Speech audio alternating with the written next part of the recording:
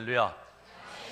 하나님 앞에 나오신 우리 모든 교우들을 사랑하고 축복합니다. 하나님께 주시는 은혜와 평강이 우리 사랑하는 모든 교우들의 삶에, 또 여러분들의 가정에 날마다 넘치기를 간절히 바랍니다. 오늘은 종려주일입니다. 종려주일이 무슨 주일인지 아시죠? 종려주일은 예수님께서 십자가를 지시기를 위해서 예루살렘에 입성하신 것을 기념하는 주일입니다. 왜 종려주일이라고 불리냐 하면, 사람들은 예수님께서 자신들을 해방시켜줄, 로마의 압제로부터 해방시켜줄 왕이라고 생각했습니다. 그래서 그 예수님을 열렬하게 환영을 했어요.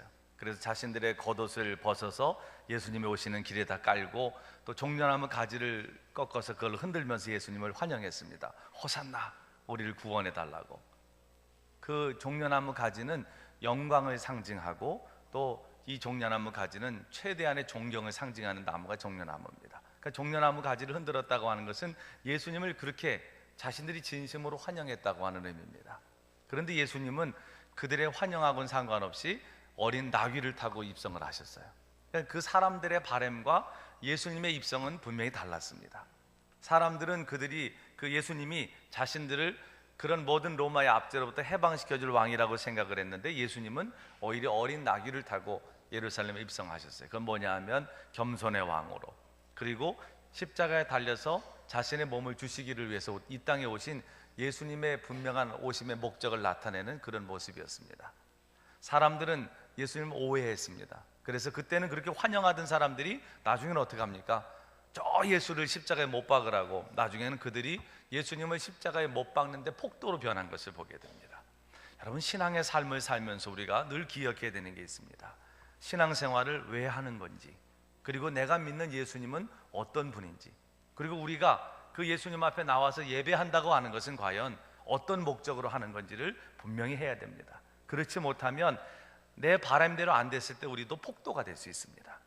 내가 원하는 대로 하나님께서 안 해주셨을 때 그게 불편해가지고 오히려 하나님을 등지고 하나님을 욕하는 사람도 될 수 있습니다. 그렇기 때문에 내가 왜 신앙생활을 하는 것이고 예수님께서 내게 어떤 분인가를 분명히 아는 것이 필요합니다.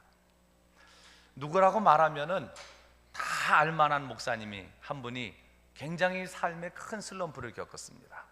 정말 삶이 너무 힘들어서 이제는 도저히 더 이상은 살 수 없겠다, 그래가지고 죽음까지 생각했다는 거예요. 여러분, 지금까지 삶을 살면서 이제는 도저히 내가 더 버티지 못하겠다, 너무 삶이 힘들고 버거워서 죽음을 생각해 보신 분들이 있으십니까? 아마 여러분들 중에도 너무 사는 게 힘들어서 죽음을 생각해 본 분들이 있을 수도 있어요. 근데 이 목사님이 그랬다는 거예요. 너무 삶이 힘들어서 죽음을 생각했다는 겁니다. 그리고 한 달 동안을 두문불출하면서 자신의 삶의 그런 여러 가지 복잡하고 어려운 그런 문제들로 인해 가지고 막 고심을 하고 죽음까지 생각할 그런 즈음에 어느 날 우연히, 그날도 다른 날과 똑같이 너무 힘들어서 막 삶의 무게에 짓눌려서 그러고 있는데, 그 벽에 걸린 조그만 나무 십자가가 눈에 들어오더라는 거예요. 여러분, 집에 여러 가지 인테리어를 잘 하시는데 여러분 집에 그래도 십자가 하나는 걸려 있습니까? 이게 여러분, 인테리어를 아무리 잘해도요, 그 순간에 다른 것들은 다 내게 도움이 되질 않아요. 그런데 그 목사님 늘 거기 걸려있는 조그만 나무 십자가인데 그게 그날 눈에 들어온 거예요. 그러면서 그걸 보는 순간에 그 십자가가 자신에게 말을 걸어오더랍니다. 목사님, 무슨 십자가가 말을 다 합니까? 그렇게 느낀 거예요. 그 십자가를 통해서 말씀하시는 예수님의 음성을 들은 겁니다. 뭐라고 얘기를 하냐 하면, 나는 너 죽는 꼴 못 본다, 이런 말이 들리더라는 거예요. 자신을 향해서 그 십자가를 통해서 예수님이 말씀하시는 소리가, 나는 너 죽는 꼴 못 본다. 그러면서 이어지는 말이, 너는 내가 반드시 살려내겠다, 이런 음성을 들려주시다는 거예요. 그 순간에 이 목사님의 마음에, 나는 죽을 수 없는 존재구나, 이 사실이 마음속에 확 깨달아지더라는 겁니다. 자신은 결국 지금 겪고 있는 이 어려움에서 벗어나게 될 것이고, 또 살아나게 될 것이고, 승리하게 될 것이다 라고 하는 그런 마음의 확신이 확 드니까, 죽음까지도 생각할 만큼 절망스럽고 너무 힘들었던 삶의 무게가 가볍게 느껴지더라는 거예요. 그러면서 그거를 극복할 수 있게 됐다는 거죠. 여러분, 오늘 우리는 때로는 정말 삶이 힘들 때, 도저히 숨도 쉬기 어려운 그런 삶의 그런 짓눌림 속에 있을 때, 진짜 죽음까지도 생각할 만큼 절망적일 때, 그때 여러분 사람의 생각이 이 조금만 바뀔 수 있는 기회만 있어도 그 사람은 삽니다. 근데 이 목사님은, 어떤 분들은 아유 목사님이 무슨 믿음 없이 죽음을 생각해, 그럴지 모르지만요, 목사님들도 그런 순간을 맞을 수도 있어요. 근데 그분은 그 벽에 걸린 작은 나무 십자가를 어느 날 늘 거기 있는 건데, 늘 거기에 달려있던 건데, 그걸 보는 순간 그런 음성이 들렸다는 거죠. 그리고 그분은 그걸 극복해냈다는 거예요. 천지를 창조하신 전능하신 하나님께서 나를 사랑하시되, 하나님께서 인간의 몸을 입으시고 이 땅에 오셔서 십자가에 못 박혀 돌아가실 만큼 나를 사랑하는데 내가 어떻게 죽을 수 있으며 내가 어떻게 실패할 수 있을까? 이런 마음들이 막 들면서 용기가 생기고 그것을 벗어날 수 있는 힘이 생기더라는 겁니다. 혹시 여러분들 중에 지금 죽음을 생각할 만큼 삶이 절망적인 분들이 있습니까? 지금 내가 죽음을 생각할 만큼 삶이 고통스러운 분들이 있다면 십자가를 한번 깊이 묵상해 보십시오. 그러면 분명히 여러분들은 다시 살 용기를 얻게 될 겁니다. 하나님께서 말씀하실 것이기 때문에요. 뭐라고? 나는 너 죽는 걸 못 본다. 내가 반드시 너를 살리겠다. 이런 음성이 여러분들에게도 분명히 들려질 줄로 믿습니다. 우리가 그런 존재입니다. 우리가 그렇게 하나님께 사랑받는 존재예요. 하나님께서 인간의 몸을 입고 오셔서 십자가에 달려서 돌아가실 만큼 그렇게 귀한 존재가 바로 납니다. 그렇기 때문에 여러분들은 그 사랑을 확신하시고 날마다 그 사랑 안에 사시게 되기를 바라요. 여러분 옆에 계신 분들에게 한번 그렇게 확신을 주십시오. 하나님께서는 당신을 사랑하십니다. 십자가에 달리실 만큼 사랑하십니다. 하나님은 당신을 위해서 십자가를 지실 만큼 당신을 사랑하십니다. 힘을 내십시오. 용기를 내십시오. 여러분도 하나님의 음성을 듣게 되시기를 바랍니다. 나는 너 죽는 걸 못 본다. 내가 반드시 너를 살리겠다. 이 음성을 들으시기를 바랍니다. 그만큼 우리가 사랑받는 존재예요. 그래서 그 목사님은 이까짓 것 때문에 내가 죽고 망할 사람이라면 우리 예수님께서 날 위해 십자가에 돌아가시지도 않았을 거다. 그런 마음으로 이겼다는 거예요. 모든 삶의 문제에 대해서 이까짓 것, 이 생각을 가지십시오. 이까짓 것 아무것도 아니다. 이까짓 것 뭐 내가 이길 수 있다. 내 힘으로가 아니고 하나님이 함께 하셔서 할렐루야. 그런 마음을 확신 있게 가지시기를 바랍니다. 여러분, 우리 사람들이 안고 있는 근본적인 문제 중에 하나가 뭐냐 하면 내가 누구인가라고 하는 자기 정체성의 문제입니다. 내가 누구인가? 여러분은 누구십니까? 내가 누구인가? 이거를 정확히 알아야 돼요. 내가 누구인가를 알면 살아날 소망이 생깁니다. 나는 하나님의 사랑받는 존재, 나를 위해 하나님께서 이 땅에 오셔서 십자가를 지신 그 엄청난 사랑받는 존재가 바로 나라는 사실을 깨달으면 이길 힘이 생기는 거예요. 그래서 이 자기 정체성이 중요합니다. 내가 누구냐? 그런데 요즘에 사람들을 보면 자기 정체성에 대한 확인을 엉뚱한 데서 하는 것을 보게 됩니다. 어떤 사람은 좋은 옷을 입습니다. 그러면서 이게 나다라고 생각합니다. 명품족들, 명품 가방 들고 명품 옷을 입고 이러면서 이게 나라고 생각하는 거예요. 자기 정체성을 거기서 찾습니다. 나는 근사한 사람, 나는 다른 사람들하고 다른 명품족, 뭐 이렇게 생각합니다. 또 어떤 사람은 좋은 자동차를 타면서 자기 정체성을 확인합니다. 나는 다른 사람과 차별된 사람, 나는 성공한 사람. 여러분, 이것은 얼마나 자기 정체성을 낮은 데서 찾는 건지 모릅니다. 사람들은 거기서 정체성을 찾다 보니까 어떤 사람들은 지나치게 교만하고 어떤 사람들은 지나치게 비굴한 모습을 보게 됩니다. 어떤 사람은 지나치게 자신을 과소평가하고 어떤 사람은 지나치게 자신을 또 과대평가하는 것을 보게 돼요. 여러분, 어떻게 사람이 자기의 입은 옷을 가지고 자기 정체성을 확인할 수 있습니까? 어떻게 자기가 타는 차를 가지고 자기 정체성을 확인할 수 있습니까? 혹시 여러분들이 나는 교회 올 때도 입으로 또 변변치 않고 오늘도 그거 고민하고 온 분 있습니까? 나는 뭐 왜 이렇게 사나 내가, 이렇게 생각하면서 자신을 과소평가한 분들이 있다면 그는 못난 생각이에요. 혹시라도 옷을 입으면서 이건 뭐 얼마짜리 옷, 이거 대고 우쭐댔다면 여러분, 그거는 그리스도인다운 생각이 아닙니다. 차를 타면서 우리나라가 경차에 대한 혜택을 많이 줍니다. 그런데 사람들이, 우리나라는 경차가 유럽에 비하면 훨씬 덜 팔려요. 유럽 같은 데 가면, 특히 이태리 같은 데 가보면 경차들이 많습니다. 물론 도로가 좁은 데도 많지만, 근데 우리나라는 넓습니까? 땅은 좁은데 차들은 다 큰 차들 타잖아요. 왜 그렇습니까? 거기에서 정체성을 찾는 거예요. 성공한 사람의 차선녀도 그렇게 하더라고요. 성공한 사람들의 그게 하나의 무슨 상징처럼 그렇게 얘기하고 사람들을 그렇게 생각하다 보니까 때로는 안 그러면 내가 과소평가가 되는 거예요. 여러분, 경차를 타면 어떻습니까? 그게 내가 아니에요. 근데 우리는 그게 나로 생각을 하는 겁니다.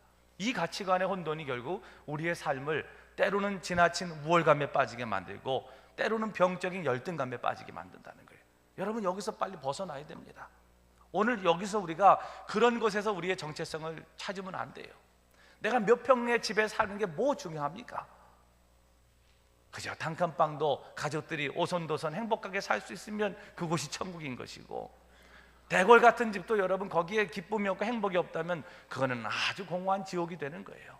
그런 데서 자신의 정체성을 찾으려고 하면 안 됩니다. 그러면 자꾸 비교의식도 생기게 되고 그것으로 인해서 내가 병들게 되는 거예요. 거기서 벗어나야 됩니다. 우리는 어디서 나 자신을 발견해야 되는가?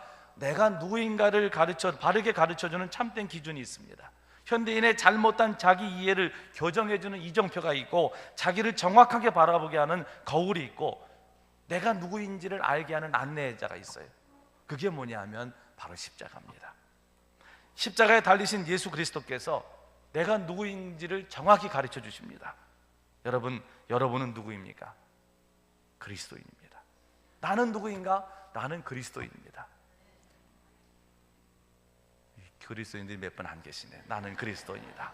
이게 자기 정체성인데 나는 그리스도인이다. 더불어서 그리스도인은 누구냐? 그리스도인은 그리스도와 함께 죽고 함께 사는 사람이 그리스도인이에요.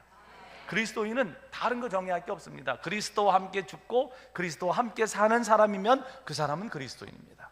근데 이 사람이 그리스도인이라고 하면서 모양은 그리스도인인데 그리스도와 함께 죽고 그리스도와 함께 사는 삶이 아니라면 그 사람은 그리스도인이라고 말하기가 어렵습니다. 우리는 교회 다니면 다 그리스도인이라고 얘기해요. 그런데 여러분, 교회를 다녀도 그냥 교회 다니는 사람일 수도 있어요. 내가 그리스도인이 되려면 그리스도와 함께 죽고 그리스도와 함께 사는 경험을 해야지만 그 사람이 그리스도인입니다. 오늘 본문 말씀을 다시 한번 다 같이 읽어보겠습니다. 오늘 본문을 다 시작. 내가 그리스도와 함께 십자가에 못 박혔나니 그런즉 이제는 내가 사는 것이 아니요 오직 내 안에 그리스도께서 사시는 것이라. 이제 내가 육체 가운데 사는 것은 나를 사랑하사 나를 위하여 자기 자신을 버리신 하나님의 아들을 믿는 믿음 안에서 사는 것이라. 아멘. 자, 오늘 이 갈라디아서 2장 20절의 말씀, 이 말씀은 명확하게 내가 누구인지에 대해서 말씀해 줍니다. 오늘 본문 말씀에는 그리스도와 함께 죽고 함께 사는 삶에 관해서 말씀해 주고 있어요. 이는 그리스도의 성품을 닮아가는 삶이고, 또 죽어가는 영혼을 사랑하는 삶이고, 또 더불어서 죄의 유혹을 극복하려고 애쓰는 삶이고, 또한 하나님의 뜻을 행하는 일에 주저하지 않는 삶, 그게 바로 그리스도인의 삶입니다. 그리스도와 함께 할 때 예수님께서는 우리의 친구가 되어주십니다.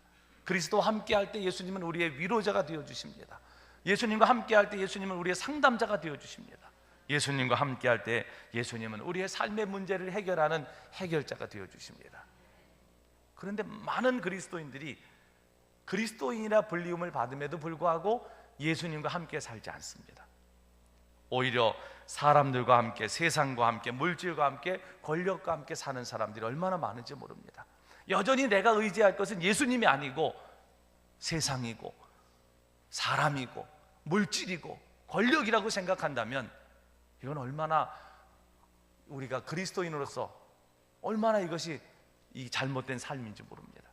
그래서 이번 고난주간을 맞이하면서 저는 여러분 자신이 누구인가에 대한 명확한 정의를 갖게 되시기를 바라고, 자기 정체성을 통해서 하나님의 은혜를 깊이 깨닫는 기회가 되시기를 바랍니다. 여러분은 누구와 함께 살고 누구와 함께 삶의 길을 걸어가고 있습니까? 그리스도와 함께 죽고 함께 사는 그리스도인이 되기를 위해서 오늘 본문을 중심으로 해서 우리가 기억해야 되는 크게 두 가지 사실이 있어요. 하나는 뭐냐 하면 내가 그리스도와 함께 십자가에 못 박힌 것을 기억해야 됩니다. 여러분, 이것은 다른 말로 말하면 내가 그리스도와 함께 십자가에서 죽었다 라고 하는 의미입니다. 우리가 예수님을 믿고 구원받은 성도지만 죄에서 떠난다고 하는 것이 그렇게 쉬운 일이 아니에요. 그런데 예수님과 함께 십자가에 내가 못 박혀 죽었다고 하는 것은 이제는 더 이상 내 자아는 내 중심이 아니다라고 하는 의미입니다. 우리는 끊임없이 그리스도인으로서 죄를 떠난 삶을 살기를 위한 갈망을 가지고 그런 노력을 하고 삽니다. 그런데 여전히 죄 가운데 있는 나를 발견하게 돼요. 오죽하면 바울은 자신의 모습에 대해서 로마서 7장 21절에서 24절까지 말씀해서 그런 고백을 합니다. 그러므로 내가 한 법을 깨달았노니 곧 선을 행하기 원하는 나에게 악이 함께 있는 것이로다. 내 속사람으로는 하나님의 법을 즐거워하되 내 지체 속에서 한 다른 법이 내 마음의 법과 싸워 내 지체 속에 있는 죄의 법으로 나를 사로잡는 것을 보는 거다. 오라 나는 곤고한 자로다. 이 사망의 몸에서 누가 나를 건져내랴. 자신이 곤고한 사람이라는 거예요. 마음으로는 하나님의 법을 지키려고 하지만 몸으로는 그렇지 못한 자신의 모습을 발견한다는 거죠. 그러면서 오라 나는 곤고한 자라고 고백했습니다. 여러분, 이것이 오늘 우리들의 모습일 수 있습니다. 우리는 우리 자신을 돌아볼 때마다 문득문득 아직도 죄에서 떠나지 못한 자신을 발견해요. 이게 그렇게 어렵습니다. 좀 떠나고 싶은데, 떠난 삶을 살고 싶은데 이렇게 쉽질 않아요. 또 어떤 데는 내가 죽어야지 이 모든 것들이 해결된다. 어떤 문제도 해결되고 내가 죽어야지만 결국은 죄에서도 벗어날 수 있고 문제도 해결될 수 있다라고 생각을 늘 하면서도 내가 죽지 못하고 내가 살아서 얼마나 많은 삶의 문제들을 겪고 있는지 모릅니다. 내 삶에 일어나는 여러 가지 폭풍우들, 여러 가지 풍랑들, 여러 가지 격동되는 일들, 이게 다 비롯되는 것이 내가 죽지 못해서 비롯된 일들이 얼마나 많은지 모릅니다. 오늘 본문 20절 말씀에 보면 내가 그리스도와 함께 십자가에 못 박혔나니 이렇게 말씀합니다. 근데 바울은 이것을 더 원문에 가깝게 이 부분을 해석하는 이런 거예요. 지금까지 내가 십자가에 못 박혀 왔고 지금도 십자가에 못 박혀 있다 라고 하는 의미입니다.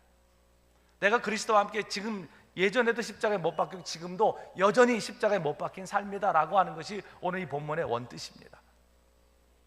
이 시대를 향해서 날카로운 책들을 많이 써내는 A.W. 토저라고 하는 분은 오늘 이 삶, 십자가에 못 박힌다라고 하는 의미에 대해서 이렇게 표현했습니다. 한 방향만 바라보는 것이다. 그 한 방향이 어디예요? 오직 예수님만 바라보는 삶이 십자가에 못 박힌 삶이라는 거예요. 우리는 그런데 너무나 많은 관심을 갖고 삽니다. 예수님만 바라보지 않고 세상도 보고 사람도 보고 뭐 여러 가지 것들을 너무 많은 관심을 갖고 살아요. 그러다 보니까 삶의 관심이 분산되면서 삶의 혼돈이 생깁니다. 아무리 힘들고 어려워도 아까 제가 말씀드린 그 목사님이 벽에 걸린 작은 나무 십자가를 바라보는 순간 그 십자가를 통해서 힘을 얻었듯이 마찬가지로 십자가를 바라보면 삶의 많은 부분에서 우리는 자유함과 해방을 누릴 수 있는데 그렇지 못한 거예요. 예수님만 바라보지 않고 이것저것 다 보다 보니까 힘든 삶이 된다는 거죠. 그리고 내가 늘 죽어야 된다고 말하면서 결국은 내가 죽지 못해 일어나는 일들이 수없이 우리 삶에 많이 일어나고 있다는 거예요. 제가 지난 주간에 어떤 저희 선배 목사님 한 분을 찾아뵀습니다. 뭐 인원들이 이렇게 하나 있어서 이제 갔는데 뭐 이런저런 다른 얘기를 하게 됐어요. 뭐 제가 여러분들을 목회하면서 뭐 우리 교우들에게 받는 그런 스트레스는 없으니까 그런 건 아니고 다른 외적인 것들이었습니다. 그런데 그런 이런저런 얘기를 이제 하면서 제가 그분에게 느낀 게 있어요. 그분은 모든 말이 다 하나님의 은혜다라고 하는 것이고 모든 결론은 하나님의 은혜입니다. 그리고 더불어서 하나님의 은혜를 생각하다 보니까 이게 다 내가 부족해서 된 일이고 그저 내가 죽으면 다 해결된다는 거예요. 제가 그분하고 오래 얘기를 나누면서 참 그날 얼마나 많은 그런 마음의 짐들을 내려놨는지 모릅니다. 참 깊이 있는 얘기를 많이 하시더라고요. 그러면서 여러 가지 우리 주변에 일어나는 우리가 정말 해결해야 되는 문제들도 있잖아요. 이런 것들도 다 결국 근원적으로 생각해 보면 내가 살아서 이루어진 일들이라는 거예요. 그러면서 제가 그분 얘기를 쭉 들으면서 많은 생각을 했습니다. 그리고 많은 부분에 이게 이분을 통해서 주시는 하나님의 음성이구나 이런 생각을 가졌어요. 그리고 제가 제 자신을 돌아봤습니다. 생각해 보니까 저도 지금까지 살아오면서 이게 바른 말이다, 이게 정확한 얘기다, 이런 얘기들을 전 많이 하고 살았던 것 같아요. 바른 소리를 많이 하고 산 거예요, 한마디로. 그런데 그 바른 소리가 결국은 어떤 공동체나 어떤 조직을 바르게 이끄냐? 그렇지 않다는 겁니다. 바른 소리가 바르게 이끄는 것 같지만요, 바른 소리가 이끄는 게 아니고 내 잘못입니다. 다 내가 부족해서 이렇게 됐습니다. 실제로 그렇게 아니었어도, 내 부족함 때문에 그런 일들이 일어난 게 아닐지라도 그런 마음을 가지고 내가 죽으면 모든 것들이 다 사는 역사가 일어난다는 거예요. 저는 우리 마포 지방에도 그렇고 이런 여러 가지 일어나는 일들이 그저 누구 때문에 그런 거로 저하고 연관을 지어 생각을 안 했어요. 근데 생각해 보니까 다 저하고도 연관된 일들이더라고요. 그래서 제가 돌아와서는 우선 마포 지방에 저희 선배 목사님들한테 전화들을 다 드렸어요. 찾아뵈야 되지만 저도 바쁘고 시간이 맞질 않아서 언제 한번 찾아뵙겠다 그러면서 그동안 제가 혹시라도 건방 떤 게 있으면 다 용서해 달라고. 왜냐면 우리 교회가 우리 지방에서 제일 큰 교회예요. 그런데 저는 상대적으로 젊은 목사입니다. 그래도 아직은. 그러다 보니까 제 말 한마디가, 저는 그게 바른 소리라고 얘기를 한 건데, 저는 그게 정당한 얘기라고 한 건데, 때로는 제 선배 목사님들한테는 그게 고깝게 들릴 수도 있었겠다, 이 생각이 든 거예요. 그렇다고 제가 사람들하고 관계를 못하는 사람이 아닌 건 아시죠? 제가 생각보다 굉장히 따뜻한 사람이에요. 그래서 웬만큼 싫은 소리 하고 나면 제가 불편해가지고 그걸 못 견디는 사람입니다. 그래서 웬만한 갈등 구조를 안 만들려고 했어요. 그러니까 웬만하면 저는 참 좋은 분위기를 만들려고 애를 쓰는 사람이에요. 그런데 그럼에도 불구하고 제가 생각해 보니까 제가 했던 말들이 저는 그냥 당연한 말들이라고 생각했는데 이게 누군가에게는 상당히 힘든 얘기였겠다, 이런 생각이 든 거예요. 그래서 전화를 다 드렸어요. 혹시라도 제가 이렇게 실수한 거나 결례를 범한 게 있다면, 정말 건방 떤 게 있다면 용서해 달라고. 그랬더니 왜 그래? 갑자기 제가 그런 전화를 하니까, 그러니까 막 당황을 하시더라고. 어른들이 왜 그러냐고, 왜 그러냐고 그러면서 어떤 분은 그러시더라고. 이 목사님이 그릇이 커지려고 그러나 보다고. 그릇이 커지려고 그런 건 아니지만 제가 깨달은 거예요, 그거를. 그렇구나, 이게 나 잘났다고 바른 말하고 이렇게 산 것들이 너무 마음에 걸린 거예요. 저는 동일하게 우리 교우들께도 용서를 구합니다. 혹시라도 제가 담임 목사로서 교회를 이끌다 보니까 때로는 강압적인 것도 있을 수 있어요. 여러분, 어설프게 해가지고는 이 조직이 돌아가질 않아요. 제가 우리 부교육자들한테도 참 미안한 마음이 어떤 데는 있어요. 왜냐하면 호되게 하지 않으면 이게 돌아가지 않아요, 어떤 데는. 담임 목사는 어쩔 수 없이 야단을 칠 수도 있고 어쩔 수 없이 강압적으로 나갈 수도 있어요. 여러분, 이 리더의 고독함을 이해해 주셔야 돼요. 때로는 이게 힘든 자리입니다, 여러분. 그냥 설렁설렁 제가 다 웃기만 해보십시오.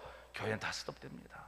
어떤 때는 호되게 이끌어야 되고 그럴 때도 있는 거예요. 근데 이게 생각해 보면 어떤 사람들에게는 상당히 힘든 부분이 될 수 있겠다는 그런 생각이 들더라고요. 혹시라도 여러분, 우리 교우들 중에도 제가 죽질 않아가지고 여러분들이 저 때문에 입은 마음의 아픔이, 상처가 있다면 저의 건방짐을 용서하십시오. 혹시라도 목사님 왜 저러셨나, 이게 제가 진심으로 깨닫고 하는 얘기예요, 여러분. 혹시 그런 부분이 있다면 다 용서하십시오.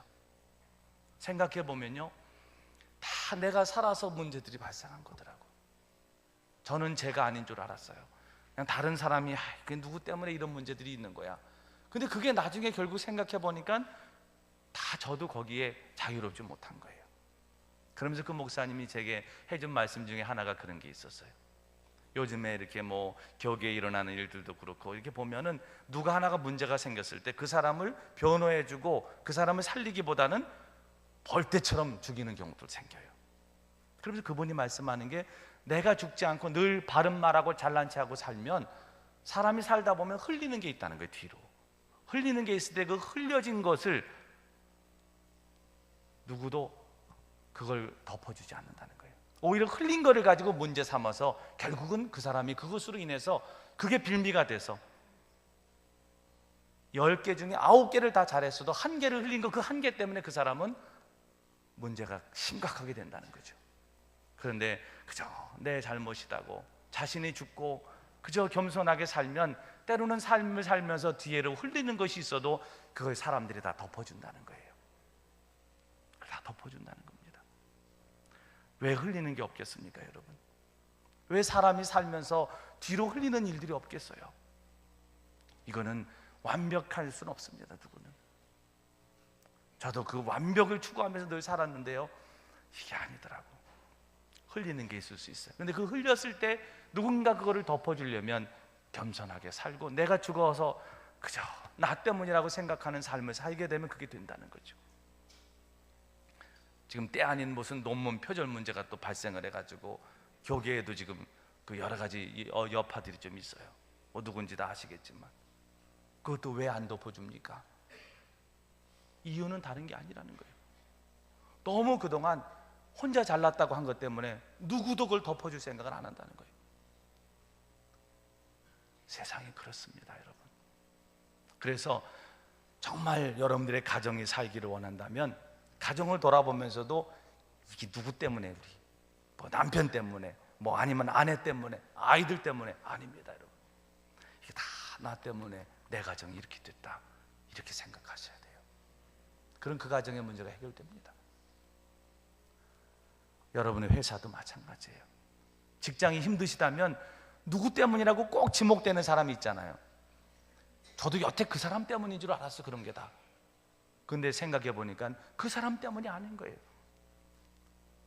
결국은 나 때문인 겁니다. 그리고 진짜 잘못한 사람이 아닌, 별로 덜 잘못한 사람이 아이고 이건 다 제가 부덕해서 이렇게 됐습니다, 제 잘못입니다, 이러면 어떻게 되겠어요? 아이고 왜 이러냐고 이러면서 분위기가 완전히 다 바뀌는 거죠. 천국이 됩니다. 교회도 마찬가지인 거예요. 바른 말 할 수도 있습니다. 늘 옳은 소리를 하고 목소리를 높일 수도 있어요. 그러나 그런 사람으로 인해서 교회가 바로 서고 사는 게 아니고, 내가 십자가에 못 박혀 예수 그리스도와 함께 죽었다 생각하고 다 내가 부덕해서 그렇습니다, 내 잘못입니다 라고 말하는 사람을 통해서 교회도 사는 겁니다. 다 우리 죽읍시다, 여러분. 정말 예수님과 함께, 바울도 날마다 내가 죽노라 얘기했어요. 한번 다 죽어보시자고요. 내가 죽으면 해결됩니다. 그런데 내가 살면 해결이 안 돼요. 자꾸 불협화음만 생기고 이견만 발생하고. 내가 죽으면, 정말 내가 죽으면 해결됩니다. 가정의 문제, 회사의 문제, 뭐 또 우리 교회 안에 있는 뭐 그런 문제들이 있다면 그런 것도 다 마찬가지로 오늘 갈라디아서 5장 24절에서 바울은 그렇게 고백합니다. 그리스도 예수의 사람들은 육체와 함께 그 정욕과 탐심을 십자가에 못 박았다고. 내가 나 자신을 모든 욕심과 또 정욕과 탐심을 십자가에 못 박으면 평안이 옵니다.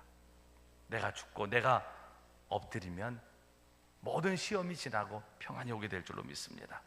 옛사람이 죽고 그리스도와 함께 내가 완전히 십자가에 못 박히면 진짜 그때부터 평안이 옵니다.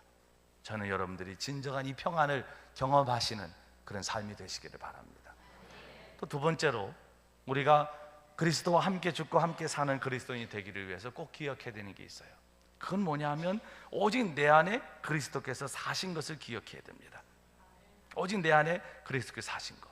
여러분, 그리스도와 함께 십자가에 못 박힐 때 새로운 삶이 열려집니다. 새로운 생명이 시작됩니다. 오늘 본문 20절 중반절 말씀에 보면 그런즉 이제는 내가 사는 것이 아니요 오직 내 안에 그리스도께서 사는 것이다 말씀했습니다. 이것을 원문을 직역하면 나는 산다, 그러나 내가 아니다, 내 안에 그리스도가 사신다 라고 하는 뜻입니다.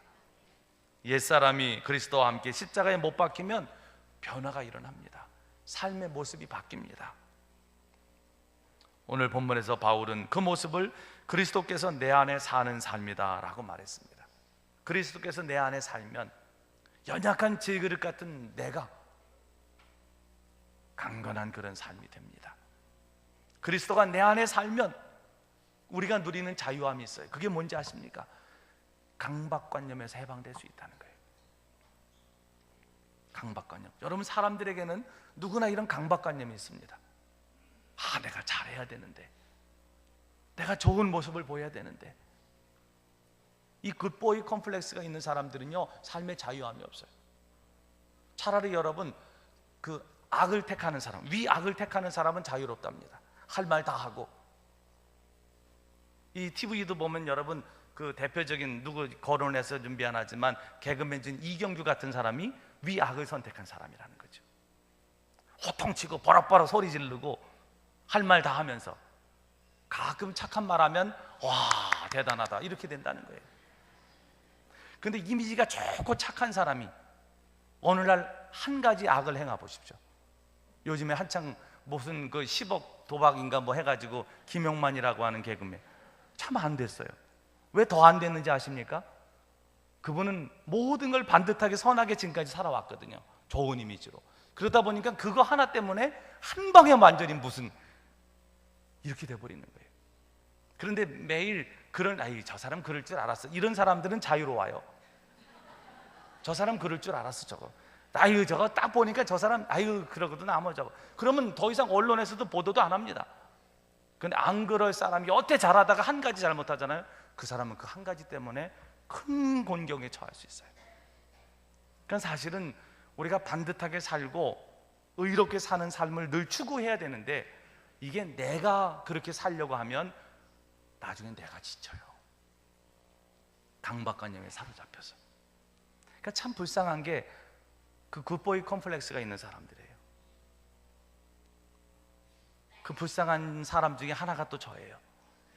생각해 보니까 아주 제가 이번 이 설교를 준비하면서 얼마나 혼자 막 그렇게 감동하고 막 하나님 앞에 울었는지 몰라요.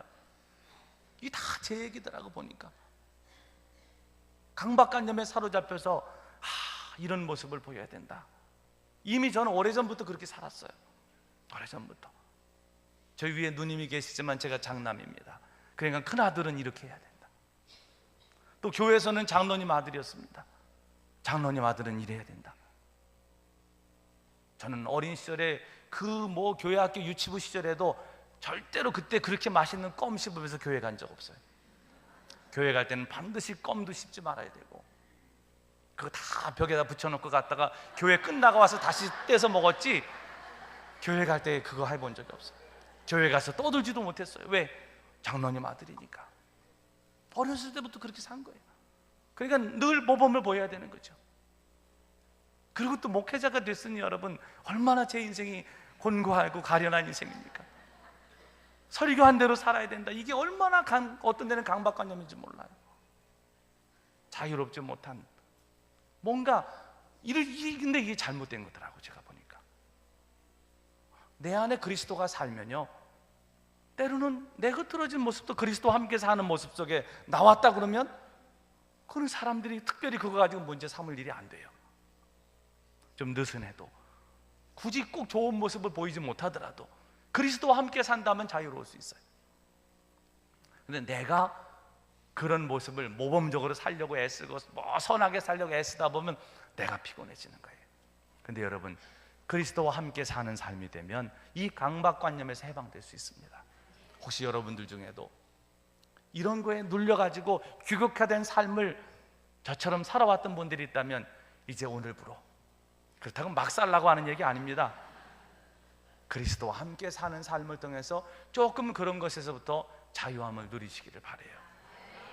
왜냐하면 그것이 하나님께서 이 땅에 인간의 몸을 입고 오셔서 우리에게 주시고자 하셨던 선물이었기 때문입니다. 그리스도인은 예수 그리스도 때문에 사는 사람이 돼야 되고, 또 주님의 뜻대로 살아야 되는데, 이 모든 것은 내 안에 있는 그리스도와 함께 살 때 가능하다는 사실을 잊지 마십시오. 오늘 20절 하반절에 이렇게 말씀합니다. 이제 내가 육체 가운데 사는 것은 나를 사랑하사 나를 위하여 자기 자신을 버리신 하나님의 아들을 믿는 믿음 안에 사는 것이다. 믿음을 가지고 살면 여러분, 삶의 방법이 바뀝니다. 과거에는 내 실력으로 살았다면, 과거에는 내가 가진 것으로 살았다면, 이제는 정말 예수님과 더불어서 믿음 안에서 주님께 모든 것을 맡기는 삶이 가능해지는 거예요. 믿음으로 살면 두려움이 없어집니다. 믿음으로 살면 염려가 사라집니다. 믿음으로 살면 걱정과 근심이 다 없어집니다. 그리고 기쁨과 평안으로 우리의 삶이 바뀌게 됩니다. 강박관념, 가식, 위선에서 진정한 자유로울 수 있어요. 여러분, 가식과 위선은 오래 못 갑니다. 이거는 불편해서 못해요. 그냥 나는 나대로, 하나님께서 나를 나 그대로 사랑해 주셨어요. 하나님이 사랑하시는 거는 가식을 부리는, 위선을 떠는 내가 아니고요, 나 자체를 하나님은 사랑하시는 거예요. 그 주님과 함께 살게 되면요, 이런 면에서 진정한 자신의 삶을 살아갈 수 있게 됩니다. 그리고 믿음으로 살면 평안과 자유함과 기쁨이 주어지게 됩니다. 그리스도인은 나를 사랑하사 나를 위하여 자기 몸을 버리신 하나님의 아들을 믿는 믿음 안에서 살아야 됩니다. 고난주간입니다. 이번 한 주간 동안 한번 여러분 깊이 십자가를 묵상해 보십시오. 다른 어떤 때보다도 이번 주간은 정말 예수님을 묵상하시고 십자가를 바라보면서 한 주간을 사십시오. 그러면서 오늘 이 말씀의 의미를 깨달으시기를 바랍니다. 내가 그리스도와 함께 십자가에 못 박혔다. 나는 예수님과 함께 십자가에 죽었다. 그리고 나는 예수님과 함께 산다. 내 안에 예수님이 산다. 그러면 분명히 우리의 삶은 아주 정말 지금 우리가 사는 삶의 차원하고는 다른 그런 삶으로 변화될 것이고, 삶의 평안과 기쁨이 회복될 것이고, 또 정말 하나님께서 기뻐하시는 그리스도인다운 삶을 살게 될 줄로 믿습니다. 이런 은혜가 우리 사랑하는 모든 교우들의 삶에 임하시기를 우리 주님의 이름으로 간절히 축원합니다. 기도하시겠습니다. 거룩하신 하나님, 은혜를 감사합니다. 우리가 고난주간을 시작하며 말씀을 받았습니다. 정말 예수님과 함께 십자가에서 내가 죽고 또 예수님과 함께 사는 삶을 소망합니다. 내가 살았기에 얼마나 많은 문제들이 생겼는지 모릅니다. 내가 펄펄 살아 뛰었기에 얼마나 많은 혼란과 또 얼마나 많은 사람들에게 아픔과 상처를 줬는지 모릅니다. 아버지 하나님, 우리가 진심으로 그리스도와 함께 십자가에서 죽기를 원합니다. 그래서 나로 인하여 내가 속한 가정이, 또 내가 속한 회사가, 내가 속한 공동체가, 내가 속한 교회가 살아나는 역사가 있게 하여 주옵소서. 더불어서 내 안에 예수 그리스도가 사는 삶을 살기를 원합니다.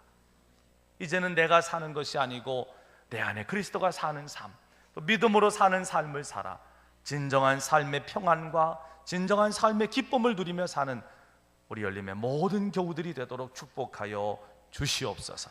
예수님의 이름으로 간절히 기도하옵나이다. 아멘.